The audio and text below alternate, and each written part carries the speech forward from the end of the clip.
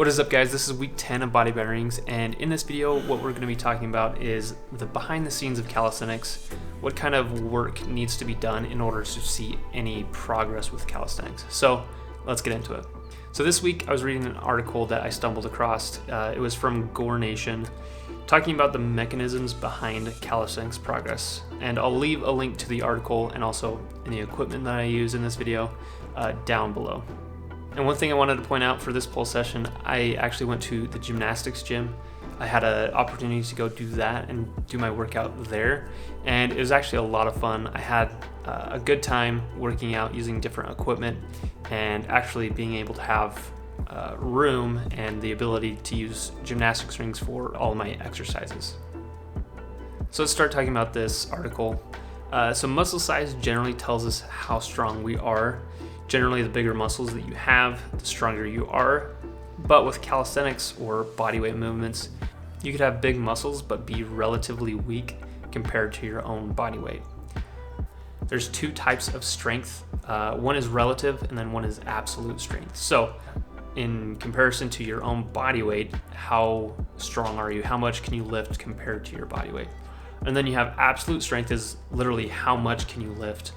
For an example, you could have a bodybuilder or a power lifter who can squat twice or three times his body weight, but can't do a pistol squat. And also with calisthenics, this goes both ways. You could have somebody who's strong and can do a pistol squat, but can't squat 2 to 3 times their own body weight, right? So that's one big reason I like calisthenics, is just because it gives me mastery of my own body.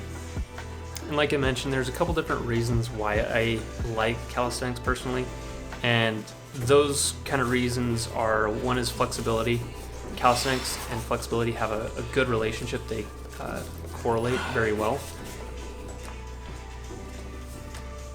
And if we continue on in this article, we can find a few other interesting discoveries, some things that I just learned. So even if I'm wrong with any of this stuff, guys, let me know in the comments below. Let me know what you guys think. So as our muscle fibers grow, which is hypertrophy, right, our isotonic strength increases twice as much compared to the actual muscle fiber growth. And this is compared to isometric training. So when you're doing static holds, anything like that, when your muscle fibers grow with isometric training, your strength grows basically 1-to-1.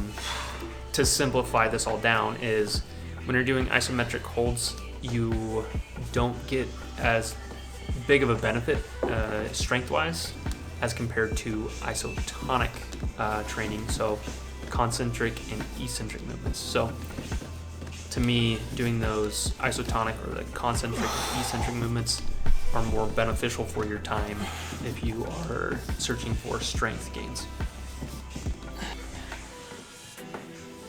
And another interesting point that this article made was, with resistance training, our tendons become more stiff.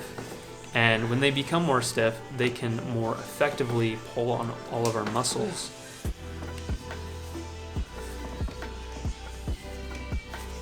Those are a few things that I learned from this article, and again, I only scratched the surface. This was a pretty long article.